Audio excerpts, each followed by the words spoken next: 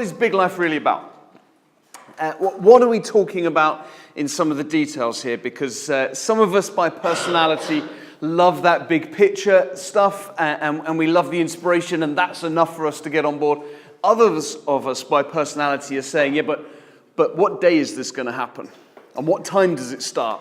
And, how long does the things last for? And what happens here? And who leads that? And what goes on there? And what are these questions and everything else? So it's good for us now just to transition from that bigger picture down into a little bit of detail to say, okay, what is it that Big Life is about? And so what I'm going to do is just lead us through some of the things like the vision and the mission and the guiding principles, core values of Big Life, and use that as a jumping off point to explain exactly some of the bits of the details so you can see if that's the bigger picture, here's what's actually happening in a bit of the detail. Now, my journey with Big Life, to share some of my story, came when I was leading a Baptist church in England and pondering really in my heart to say, is this really it? Is this the way that church should be? Is this all there is to this? And we were experimenting after different things and trying to operate in different ways. And through BMS, the Baptist Missionary Society, we met Ben. And in that, I was able to think, here's something. And I recognized that what Ben was doing and what Big Life was doing could work in Europe if we could just get to figure out how it all came together and how it could happen. And it could transform the way that we were operating as church, transform the way in which we were doing discipleship. And for me, and I know not everyone likes to talk about numbers, but for me this is an important thing, but see an increase in the fruitfulness of what we were doing. I think fruit is an important part of what we were doing. And even in the church that I was leading just recently, I knew that I was putting in a huge amount of resource, and others were too. Lots of time going in, lots of money being spent, but we weren't necessarily seeing the fruit. That when I looked out at our area, and roughly 130, 140,000 people live in the area of the country that we live in, and I was just thinking, if we just keep going at this rate, we're not going to see a significant impact on this community with the gospel. We're not going to see anything really happen. We need to do something different. Let's think about the vision. So vision, for those of you who are into kind of the leadership things, vision is a picture of the future, a preferred picture of the future that inspires passion. So the idea behind a vision is to say, this is what it could look like. And now let's live our lives in order that we could see that happen. So we are saying that we envisage radically obedient disciples in every nation, turning the world upside down for Jesus Christ. So that, if you like, is what we would love to see in the future. Radically obedient, and we'll keep coming back to this word and concept of obedience. Disciples, and again, that's really important, in every nation, and not just sitting there and doing nothing, but actually making a difference, a positive difference, turning their world upside down for Jesus. If we move on to talk about the mission, so the vision is the picture of the future, the mission is what we do. We are about empowering believers worldwide to reach and disciple their own people for Jesus Christ. So if you look at those two things, there are things that come out that are important in both. The first is the idea of discipleship. And this is an interesting shift for Big Life. I think once upon a time, Big Life would have primarily described itself as being a church planting movement. Now I think we would say that we were a disciple-making movement that ends up with planting churches. So that's just a bit of a shift around. It's not saying that starting new groups is unimportant, starting new churches is unimportant, but actually we first and foremost focus on the discipleship element. And because of the way we do that and because of the intentionality, actually churches, groups come up out of that. It's a global vision that we have got. This isn't just about trying to do little things in little places, but this is saying we've a vision for seeing our world changed. And Big Life is growing hugely. So if you were to look back to 2015, you would have seen Big Life working in around 16 countries. During 2016, that grew to 43 countries. And we're continuing to see work started in new places all the time. So this is a truly global thing that is growing significantly. And thirdly, you'll see there this idea of empowerment.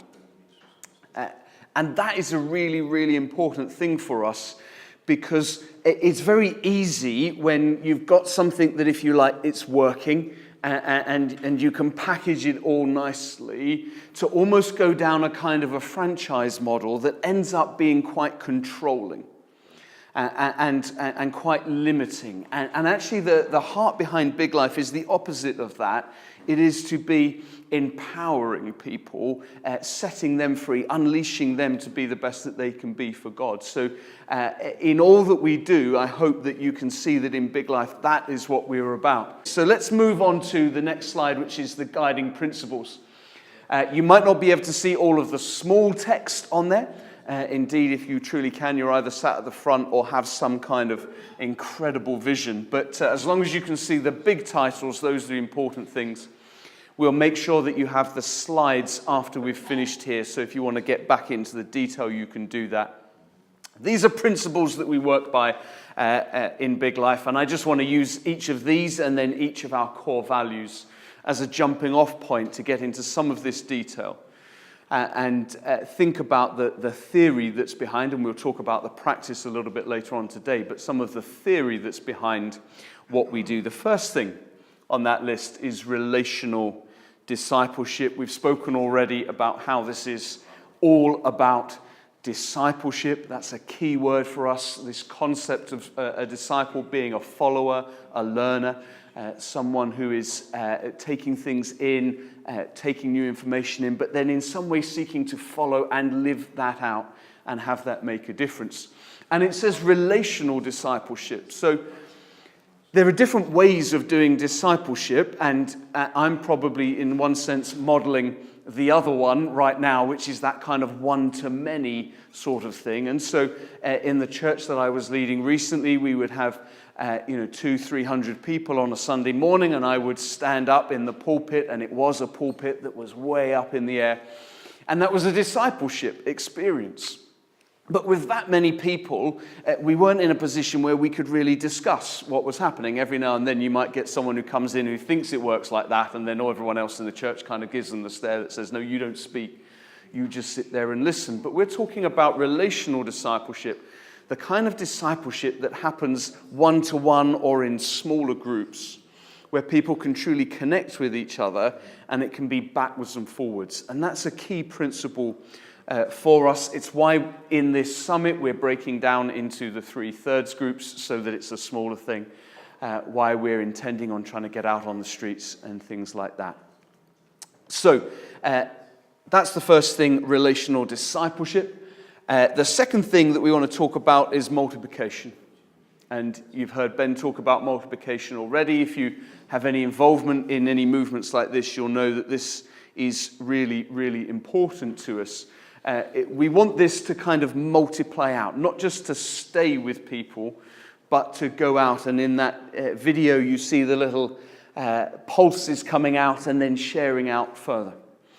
And so this leads us to this idea of what does it look like to be a mature Christian? I think, particularly in the West, we have slipped, perhaps unwittingly, into an idea and a concept that maturity is all about knowledge. So the more I know, the more mature I am as a Christian. And you might hear that in churches where you see someone who knows an awful lot and someone says, oh, they're a really mature Christian. And without thinking, we've unwittingly not really thought very much about anything beyond that. But actually, if we want to think about what maturity looks like, there are three things that we can talk about on the next slide that help us to think about what maturity is. So, you can think of maturity, I think, as the extent to which you have got knowledge, yes, but also there is sharing and there is obedience. And these are like three legs of a stool, and you can see on the left here, it's fairly obvious if you've got the legs that are different lengths, it doesn't work so well as a stool, and it isn't so good. And so what we think of as maturity is saying, actually, knowledge is good, because if you haven't got the knowledge, then you've actually got nothing to obey or to train others. But if your knowledge is really not in line with the extent to which you are training and obeying yourself, then there's a problem with that. And so these three things are really important to us, and you'll hear them come up time and time and time again as Ben speaks, as I speak, as Lee speaks, and we think about what this means, because this is really key for us. And this is one of the things that helps bake multiplication into what we do, is this idea, this principle of a maturity not just being about knowledge, but the extent to which you obey it in your own life and seek to train others and teach others with it. I've stuck a verse at the side here, which is an interesting verse, actually, that kind of pulls that out a little bit. I'm not sure it's strong enough specifically to support the whole concept, but it is interesting how Ezra's response there is that he devoted himself to the study, so he knew, he then observed it, he obeyed the law of the Lord, and to teaching its decrees and laws in Israel. So you can see this idea of learning, of personal transformation, and then of multiplication. So this measure of maturity is really important for us when it comes to multiplication. Another idea when it comes to multiplication that's really important is the idea of duckling discipleship. And duckling discipleship is the idea, if you think about, and you've got the picture there, you see the ducklings going along. Often the back duckling can't see the mother duck at the front. It's just following the duck in front. And so the idea of duckling discipleship says you might not be the world's best kind of theologian, Bible scholar, or anything else, but actually you just need to be following and have someone following you who's just a step ahead and a step behind. So we're all following Jesus, right? None of us are the ultimate Bible scholar or theologian. We're all following Jesus. But actually someone can be following us, even though we're not there and we're not perfect. But someone can be following us, and someone can be following them as well. Because one of the things that you'll often find, I think, in established churches is the idea that says, well, until I get to this level, I can't disciple someone else. Until I know this, there's a threshold that says in some way I need to get to a certain level, a certain size, a certain ability, before in some way someone else could follow me and I could disciple someone else. Duckling discipleship says you just need to be one step ahead. That's all you need to be. You don't need to be a long way down the track. You just need to be a one step ahead of the person who is seeking to follow you. And for that reason, simplicity is important. So one of the things that is important for us is the idea of simplicity, because complicated doesn't multiply. So simplicity is important because complicated doesn't multiply. The more complicated you make it, the less likely you are that someone is going to go away and talk about it and share it. So that's why on these slides I've tried to get it down to some really simple diagrams, and I haven't always succeeded in that, but just some simple visuals and that you can take away and explain to someone else quite easy. While we're on this idea of multiplication, we're going to jump onto our concept and understanding of how we train and coach leaders, and we call this maul. And so if you hear someone say, well, you've just got to maul them, it's not as kind of harsh and as cruel as it sounds. This is what we're talking about. If you listen to Lee, I would say for any length of time, you'll hear him talking about model or model and assist, and this is what he is meaning. And so what we're saying here is that as we're seeking to train leaders, which is part of our multiplication process, this is what we're trying to do. We're going through a process of starting out with modeling, which is I'm doing it, you're watching. We're moving into an assist phase, which is saying we're doing it together. And if some of you have seen the coaching square, this actually covers two sides of that coaching square, because it could be I'm taking the lead with that, or you are, but in some way we're doing it together. Thirdly, watching, so you're doing it and I'm just watching. And finally, leave, which is not we're never going to speak again, but it's actually you're going to get on with this, and you're going to initiate contact with me when you want it. So when you're in that modeling phase with someone else, you're going to be saying regularly, hey, you need to come along and see this, I'm going to be doing this, and hey, I'm going to be in your group, and hey, watch what I'm doing. When you're in the assist phase, you're going to be meeting regularly as well, working together, doing things. When you're in the watch phase, also there's a kind of a regularity to it. Hey, I just want to come along, see how you're getting on with this, watch what you're doing, that kind of thing. In leave, there isn't that. It's the other person initiating contact. So it doesn't mean that you cut off all contact. It just means that you might get a few weeks in and just think, oh, do you know, I've come up against a problem here. I just need to pick up the phone, get on the email or whatever it is, and find out some answers. So that is the process there.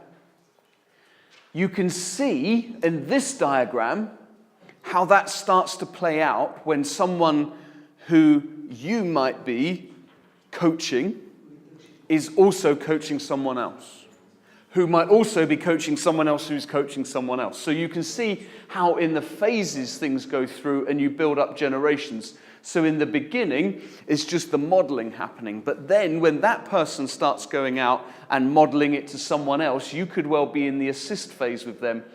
And we can get all the way to the end here where you've got the 4 generations, where you're in that leave phase with someone who's in the assist phase with someone who's watching who's watching someone who's assisting, who's modeling. And that's why 4 generations is really important. So you might hear us talk from time to time about saying you know that things are going well and it's working when you get to the 4th generation. And this is why, because once you've got to the 4th generation, you know you've worked through all of your phases, you know you've done the whole coaching process, and it's out there, and it's happening, and it's all working. So this is how this works. You can actually see 4 generations in 2 Timothy 2:2, and the things you heard me say, that's Paul, in the presence of many witnesses, speaking to Timothy, 2nd generation. Entrust to reliable people, 3rd generation, who will also be qualified to teach others, 4th generation. Again, I'm not sure you can go from this verse to get to that diagram, but interesting that there are 4 generations being spoken of. And this idea of multiplication that Paul is baking into Timothy, that's saying, hey, what you heard me teach, you need to teach someone else who is going to teach someone else.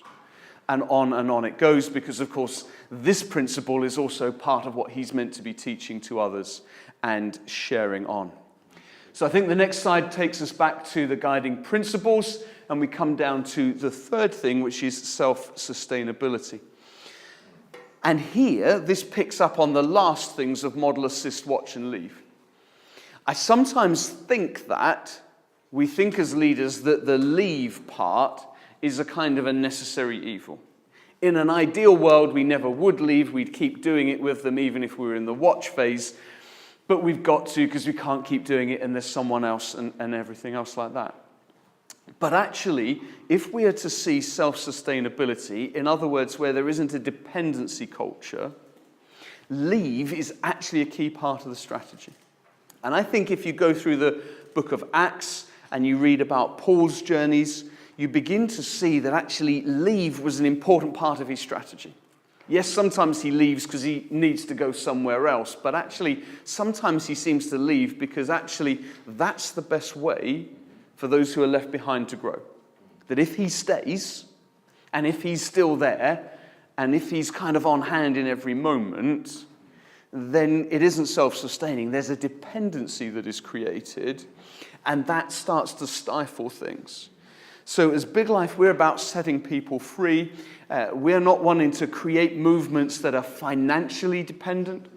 We're not wanting to create movements that are leader dependent. We're wanting to see things that are released in this way. And as a result of that, this model is really resistant to persecution. Because if you've got a model where there's a high sustainability thing, either for income, for funds coming in from the outside, or on 1 or 2 leaders who are key leaders in there, then if that funding is cut off or the people are no longer there, then you're in a mess. But self-sustainability is important to us because, especially in places that you heard on that screen, Pakistan, Afghanistan, where things are tough. Last year we had 4 big lifers who were martyred. We've had 2 already, I think, this year. This is a reality, but actually the movement doesn't stop, the work doesn't cease, because we're operating in a self-sustaining way. The bottom thing there is transformation. One of our principles is about transformation. This is not just staying where you are and as you are, but something changes. And it happens through shared lives and shared testimonies, which is what it says on the slightly smaller text. Shared lives and shared testimonies. There is something really important about sharing stories. And you're going to hear lots of stories over the time. That's why I, really wanted Ben to share that story this morning, because actually you got something about who Ben is. You understood something about someone who some of you haven't met, John Herrimer. You understood something about Biglife, not through a whole bunch of words on a slide, but through stories. Because you heard how it operated. And then we did this, and then we did that. And that's transformational when you hear those stories. And also, there's transformation that comes when we share our stories with one another. So if we go on to the next slide, this leads us to the idea of how we share our faith. And so people will often ask the question, well, in Biglife, how do you go about teaching people to share their faith? And we talk about the why, who, how. And to give you an idea, this is something for us that we would be talking to new disciples about really, really early on. And by really early, I'm talking minutes into their faith journey. We're wanting to share this with them. And the first thing we're starting with over here is why. So why is this important? Because if we don't understand why it matters, we're much less likely to do it. And in the why, we share 2 sets of 4 things. First of all, the Great Commission that probably we're familiar with. Go, make disciples, baptize, and teach them to obey. So those are the 4 things. The second thing we talk about are the 4 calls. And Ben will go into these, I think, a little bit later on in one of our sessions. But the call from above, the call from below, the call from outside, and the call from within as key reminders to us of why we do what we do. Because if we understand why we're not doing something in a mechanical way, we've really understood the importance of sharing our faith. The next thing we'd do is we'd move on to say to somebody, who do you know who needs to hear this? So you've just responded to the gospel. You've just thought that this was good enough news to make a pretty big life decision. Who else needs to know about this? And so we'd encourage people to sit down and make a list of those things, of those names, and actually start to kind of plan out, well, who might I tell, and who am I going to talk to this week, and who the week after, and when am I going to see this person, and when am I going to see that person, and start sharing your story. And then finally, we want to equip someone so that they can do it. And as I come on to this is an important thing here, that in every element, and you'll see in a minute how it gets baked into the process, whenever we teach someone something, we also want to teach them how to teach it. So in many models of church, you kind of take on loads and loads and loads and loads, and then perhaps after a number of years, you might then go through the process of being taught how to teach someone else. So, you might, maybe a couple of years in, you say, hey, you should be sharing your story. This is how you do it. Maybe 5 years into faith, you should lead a small group. Now let's take you through how you lead a small group. But actually, within the Biglife model, anything that we teach, we also want to make sure that someone knows how to teach it themselves. Because if maturity is about knowledge, obedience, and the sharing and the training, then it's no good if we don't equip them to do that. So right at the beginning, when someone has themselves only just given their lives to Jesus as a result of responding to the gospel, we want to train them in that moment to share the gospel with someone else. And of course, particularly with this, we know that that's a great idea, because when someone's just made a response to the gospel, they're so excited, they're so fired up, they haven't met enough Christians yet to know you don't tell anyone about that, right? I mean, that's what happens in most churches. It's like you don't actually tell anyone else about it. That's too scary. They don't know that rule yet. So they're excited. They're pumped up. They just want to get out there and share it. And so we want to share how that's happening. And so we train people with two key things. Firstly, how to share their story. What was life like before? How did I meet Jesus? What changed? A fourth thing here that's really important is finishing off that three-part process, that three-part story with some sort of a challenge to respond. So some kind of and what do you think about that? And would you also like to know that? Most of the things I've come across have a similar pattern for the first three, but they don't include that response thing. And that's quite powerful, I think, because it keeps a dialogue going. It says, okay, I've shared my story. What do you say to that? What's your response? And it can be different questions at the end, but good to have that there. And then God's story. So a simple way of sharing God's story, of sharing the gospel. And again, we'd probably be looking to sit down with them and say, right, now you give it a go. So the one that we're using a lot, it's not the only one, is a model called the 3 circles. I won't show that now, but again, we might show that later on. But it's a way of drawing out 3 circles and saying, hey, I think you can identify that there is brokenness in this world and probably brokenness in your own life, but God had a different plan. There was God's perfect design. Where do you see yourself? Here's how Jesus comes and makes a way and then sends us back into the world. And there's a thing with that, and you can draw it out. And we would actually be wanting to sit down with people, even in that first session, and say, okay, now you have a go at drawing it out.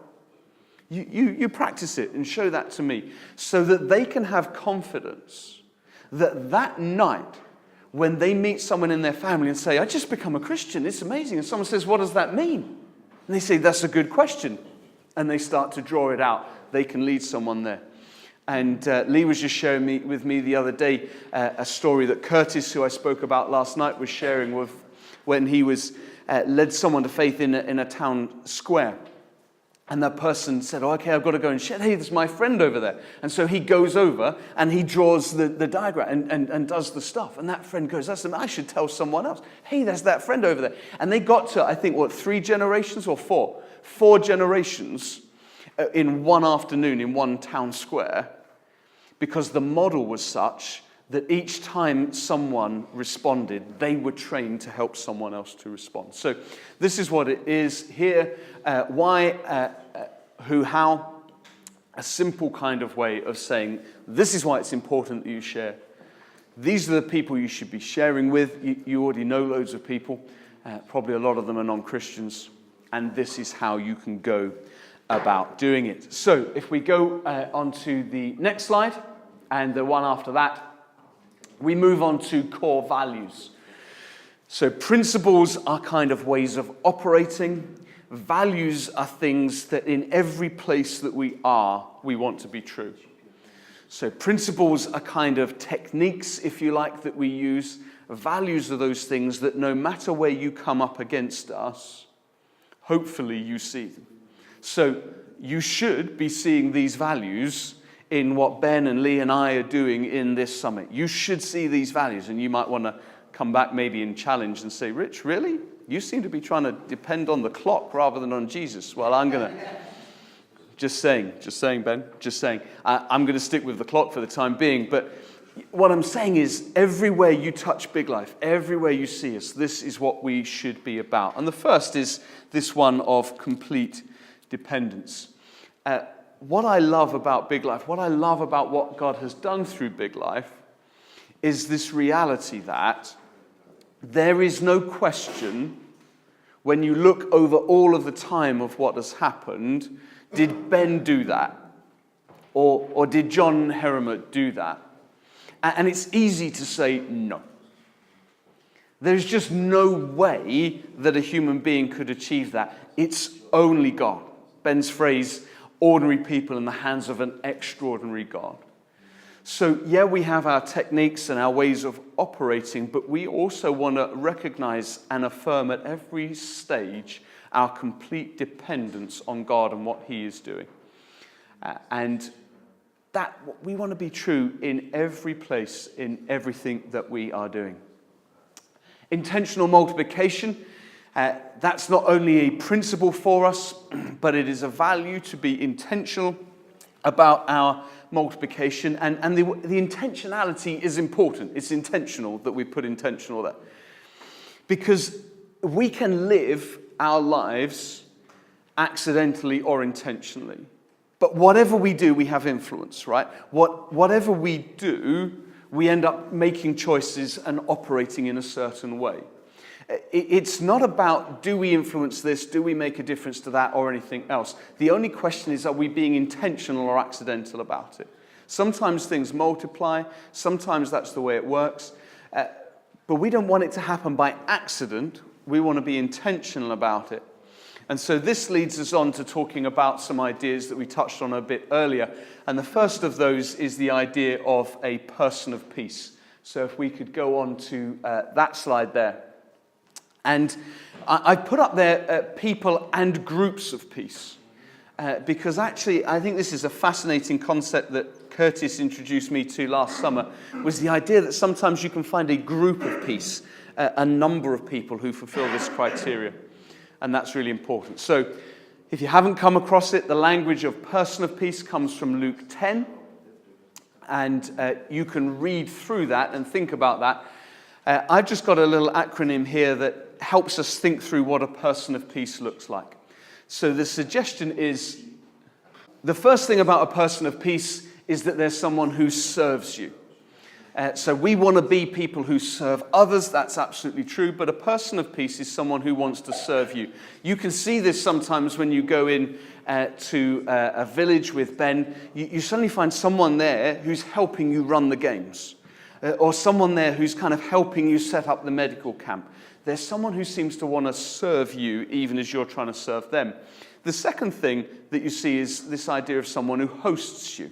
Someone who makes space in their world for you, who welcomes you in, who kind of gives you that kind of credibility, who introduces you to others, who says, come be with me, be in my space, be in my world. Let me be with you in this place. The third thing is someone who's attracted by your lifestyle. So often a person of peace sees something in you and is puzzled by it and says, what is it about you? You seem to have peace in this situation, or this doesn't seem to worry you or bother you, or you seem to really care for the poor. How does that work? But there is something that they see in you of the way your life is that is attractive and draws you to them. Fourth, a person of peace is often just someone who likes you. You know, they can't quite put their finger on it. They don't quite know what it is, but they just like you. This is cool. I like hanging with you. I like spending time with you. We have fun together, whatever it is. Fifth, someone is open to your message. So if attracted by your lifestyle, was there something about who you are and the way you conduct yourself that's appealing? Open to your message is there's something about what you believe and what you're saying that actually I am interested in. And we meet people like that, people who are just open, people who just seem to get it. And this is how you can see, you can have this idea of what I would call internal and external people of peace. So externally, this could be someone who just keeps on asking about spiritual things, who's just interested when you give those kind of answers that speak of Jesus. Internal people of peace could be someone, you know, you're trying to talk to them about concepts of Biglife, and they just go, I'm really interested. So you might say, well, for me, what would internal people of peace look like in Europe for Biglife? It's you. Because at some point, all of you have said, I'm interested in that. You know, I've spoken to hundreds of people about Biglife, Ben too. We've only got 29 in the room.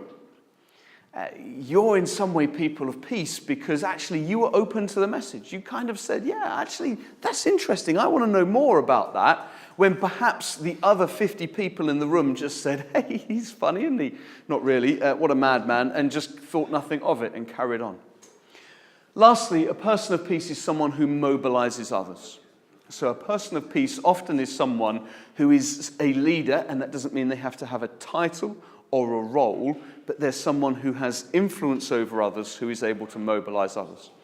When you're looking for a person of peace, you're unlikely to see all 5 of these factors in any one person. If you find someone and they obviously hit all 5 of these things, right, that's one of those hello, wake up messages. But you'll probably see 1, 2, or 3. And actually, you can go through the book of Acts and you can look at all of the people that Paul makes contact with. And as you look at them, Philippian jailer Lydia, all the way through Cornelius, you can start to pick off which of these. I haven't found an example in the Bible where all 6 are. But you can see in every one of those cases in Acts, you can see 2 or 3 where you think, oh, okay, that's how Paul knew because of this factor or that factor. So we're talking about intentional multiplication.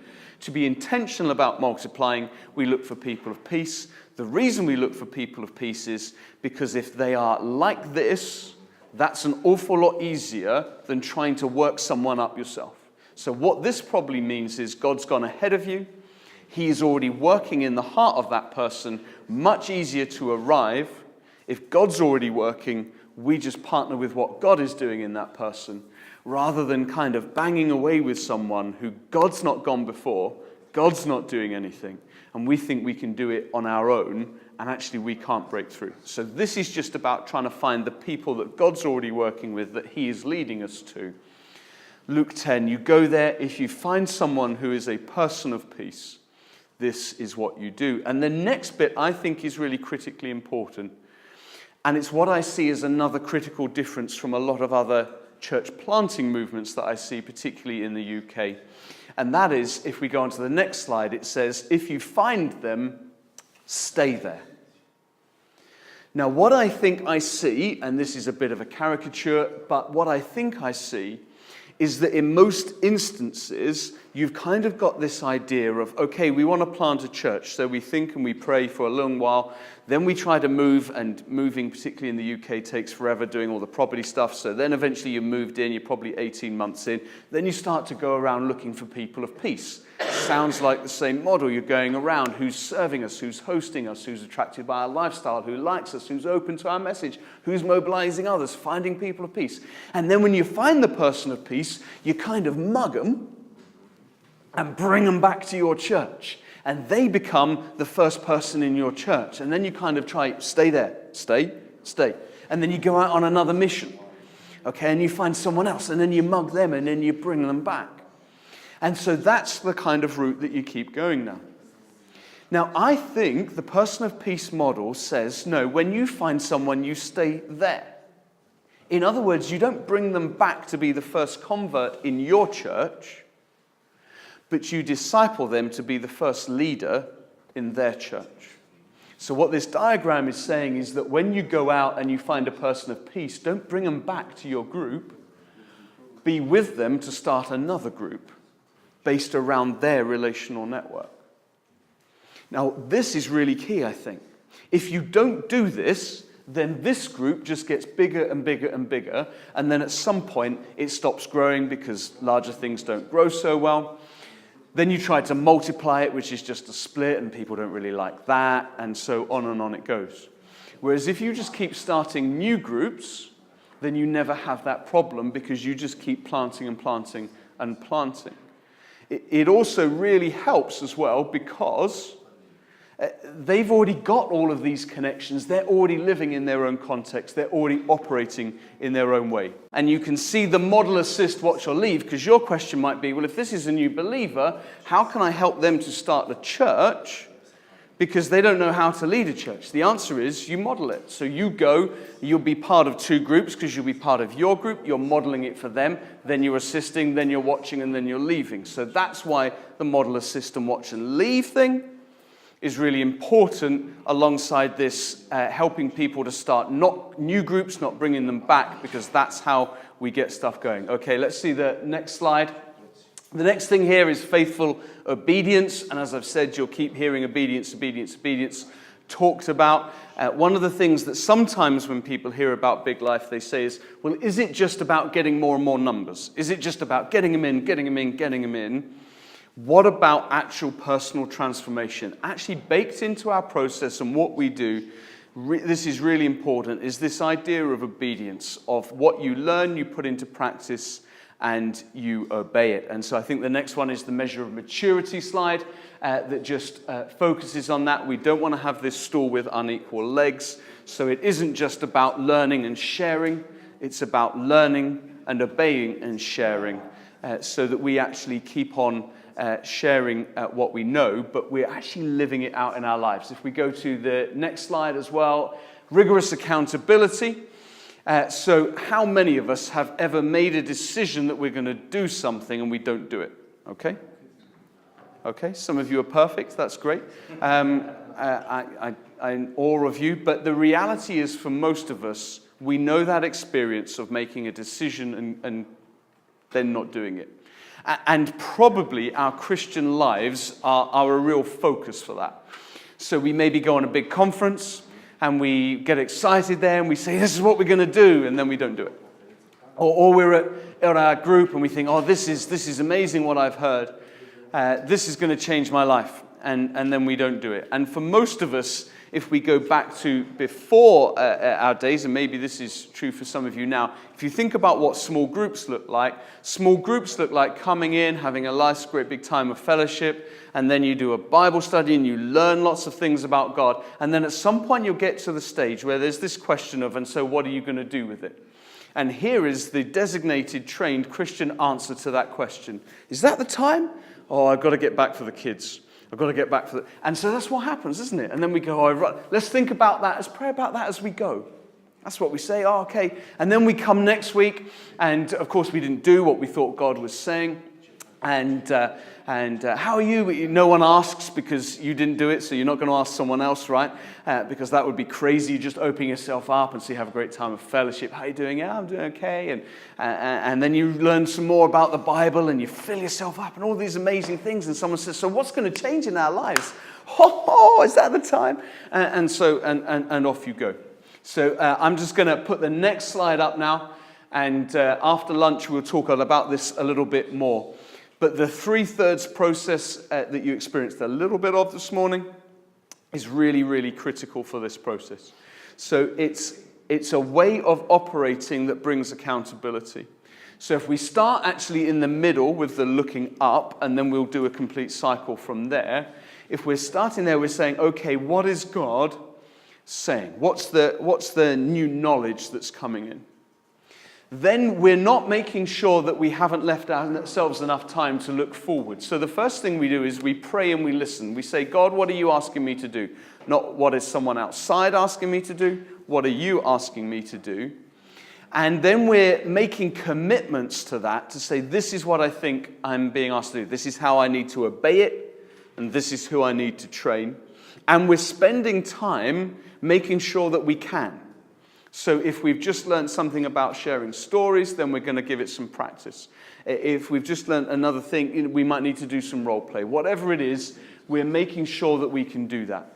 And then when we come next time, we know that in addition to the catching up and the care, the fellowship stuff, in addition to the worship thing, and that someone is going to ask us the question, okay, so last time you thought God was saying that you needed to do this, this, and this.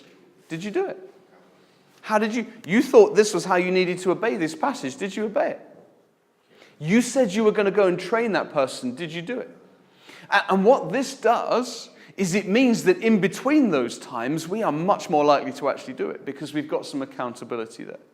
Because if it matters enough that here, we think we are being asked by God to do something, then surely it matters enough that someone says, hey, did you do it? Because you thought it was important and you thought that it mattered. There's more behind this, so we've kind of got the headings in blue and the questions and the key elements are just outside there in the grey. So when we come into the looking back, we're going to ask, hey, how did you obey this? Who did you train? And who did you share your story with? Because we always want to be sharing our story. So no matter what the thing was from last time's looking up, still we want to be sharing our story. Then we move into the study and we've got the questions. What do you like? What do you like? What do you dislike? What does it tell you about God? What does it tell you about people? And then you move forwards onto, okay, what commitments are you going to make? How are you going to obey? Who are you going to train and who are you going to share your story with? And then you can see next time you come back and you answer those questions, see how you do. And it's not kind of a model whereby if you come back and you say, oh, do you know, I didn't do it and I didn't train anyone, I didn't share my story or anything like that. You start of, okay, now you're going to have to die and you start beating up on people or anything like that. This is a grace model, but it's saying, well, hey, it's up to you, but you thought God was calling you to do that, so figure out where that is. Let's just flick on to the next slide quickly. So these are some group meeting principles. These, in a lot of ways, summarize the things we've been talking about. So the first thing about groups is that they're small. Small things tend to grow faster than bigger things do. So this idea of not bringing people back to your group keeps your group small, but starting new groups and starting new groups and starting new groups. Everyone learns to grow on their own, so this ties into this self-sustainability kind of idea.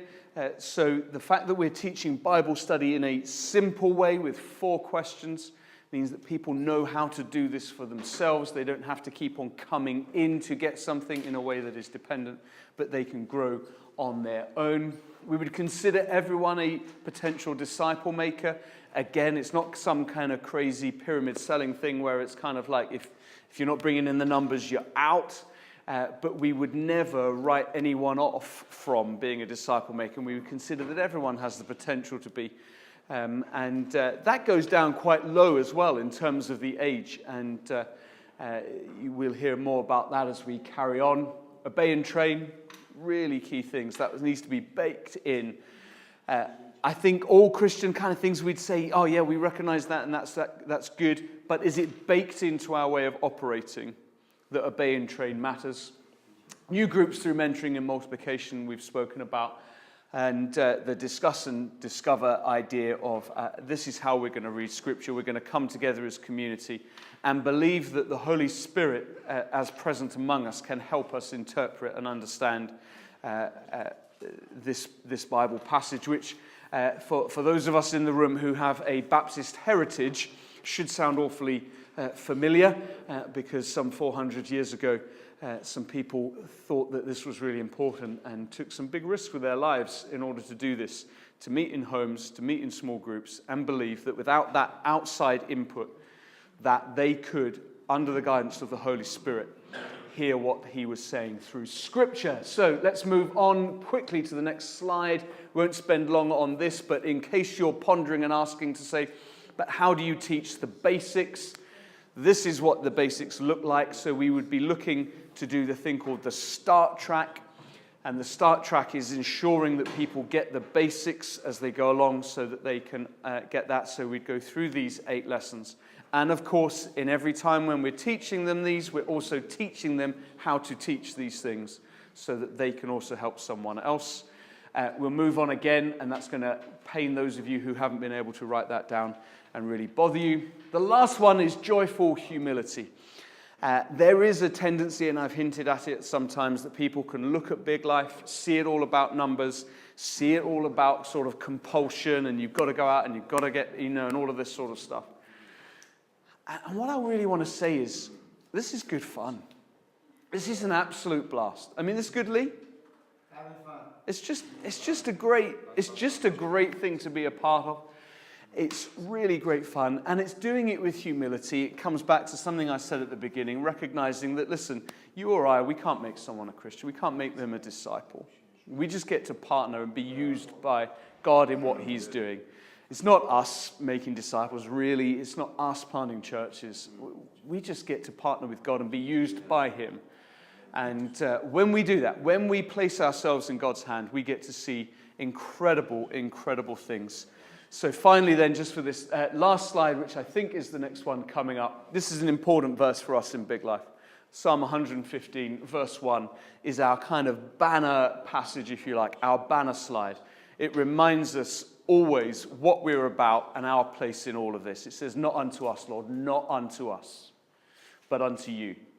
Unto your name be glory because of your love and faithfulness. It's not about us. It's not about me. It's not about Ben. It's not about Lee, John Herimo, or any of the other incredible people that we have on the team doing incredible things around the world. This is about God. that he gets the glory. And that's why we set our sights so big, because we want to see things come in where we would never be tempted for a moment to think this was all about me or Ben or Lee or anyone else. So incredible that we'd say it's only God. It's only God.